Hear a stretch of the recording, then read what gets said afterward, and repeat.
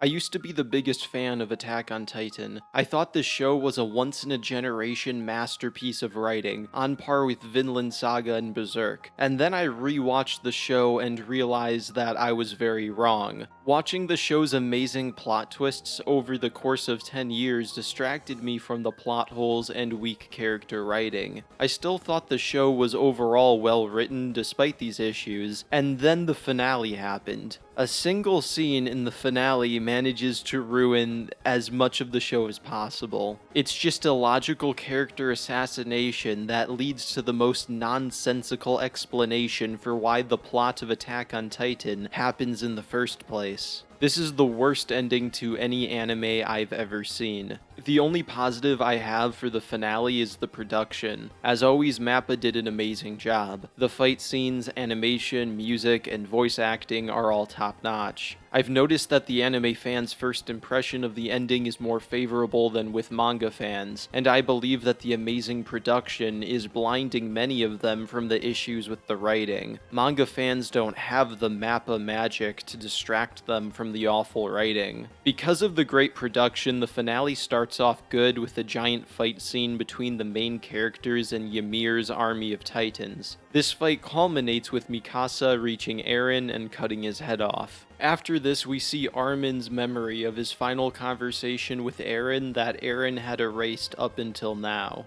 While the ending of Vinland Saga Season 1 is my favorite scene in any anime, this conversation between Armin and Eren is my least favorite scene in any anime. The scene opens up with Eren explaining to Armin that he beat him up and told Mikasa that he hated her because he was trying to push them away. Eren acted out the role of a villain so that his friends would see him as the enemy and kill him, making them the saviors of humanity. Later, Armin asks Eren how he feels about ignoring Mikasa's feelings towards him for his entire life. Armin remarks that Mikasa might find a good guy who isn't Eren after his death, to which Eren responds, "No, that'd kill me.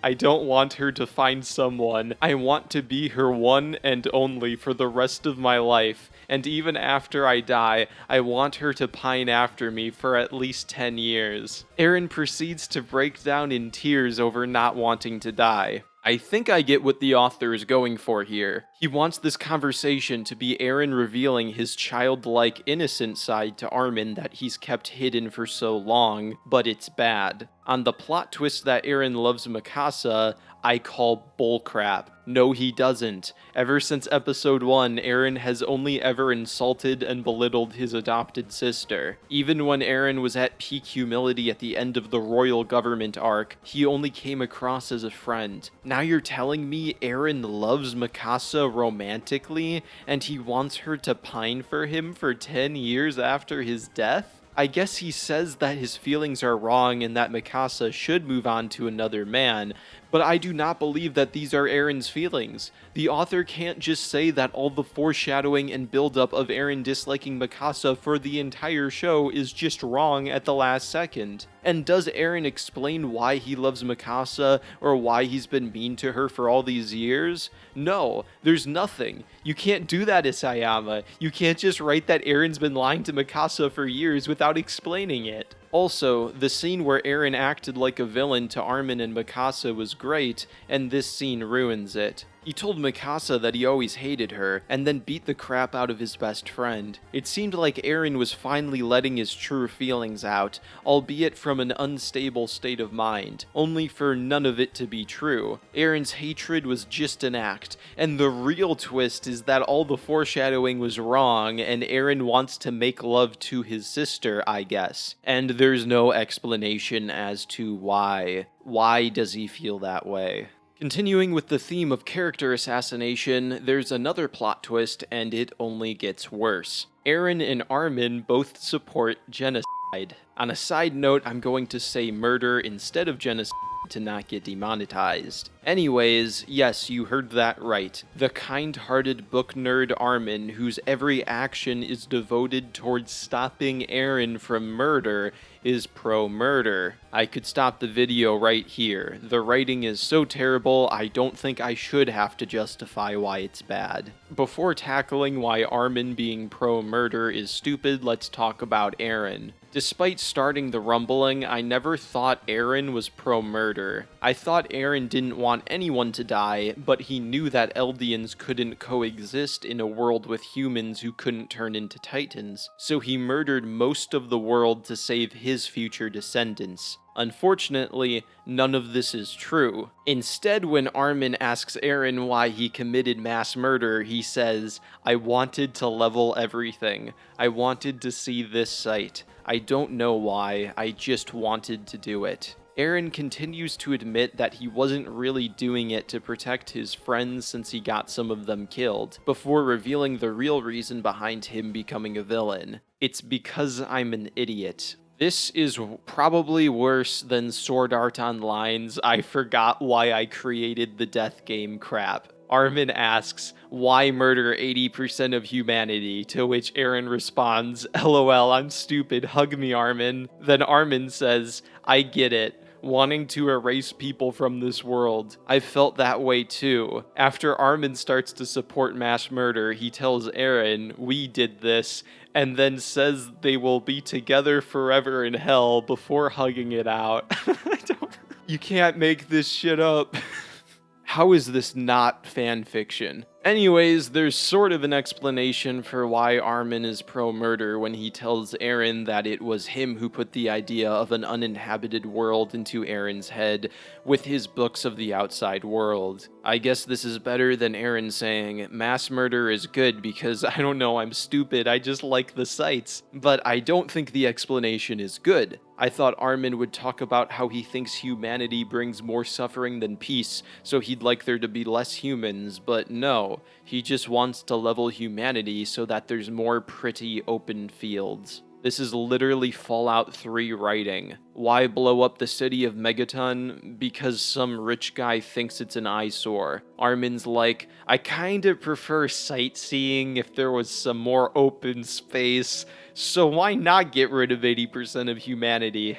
I know sometimes, this is an aside that isn't even in the script, I know sometimes I get too opinionated in my videos, but I don't understand how anyone's having a positive response to any of this. I want to say that I'm happy for people who like this finale, but I can't logically understand how you would think that this is good writing.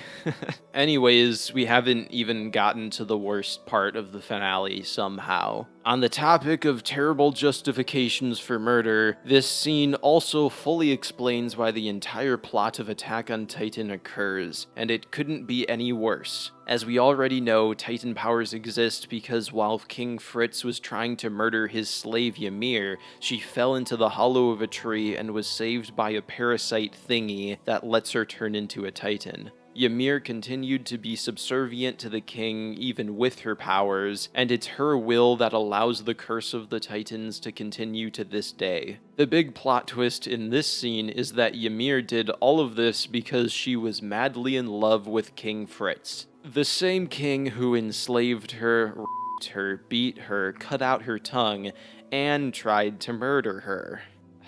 The whole plot of Attack on Titan happens because a girl is simping over her abuser, and this isn't like a redeemable abuser, this is the worst scum of the earth possible. You couldn't write someone more evil than King Fritz. And it's her love for him that is the whole reason for the show happening. Ymir keeps Titan powers going for the next 2,000 years until she can find someone who can release her, whatever that means, and that person ends up being Mikasa. When Armin asks why Mikasa is the chosen one, Eren responds by saying that he doesn't know. There's no explanation for the foundation of the plot other than Ymir needs Mikasa to kill Eren, because Mikasa's the chosen one. Why is she the chosen one? Who knows?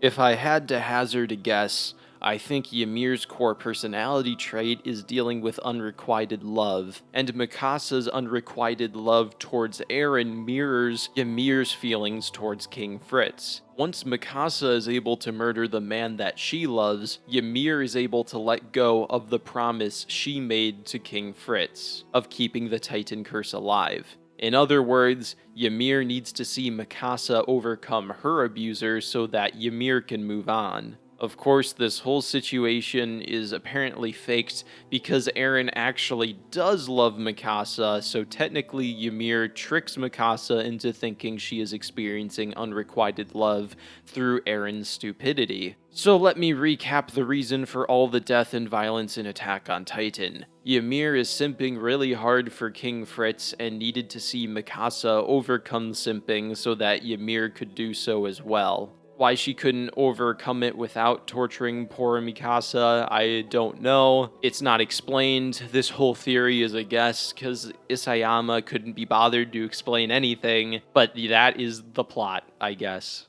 Originally, my theory was that Ymir was a slave to Fritz's will for a supernatural reason involving the Titan powers, and then maybe Eren found a way to save her, and then after Ymir was a slave to an evil man, she only felt hatred and wanted to destroy the world. That was my guess at what the plot was, but yeah, that's not the plot.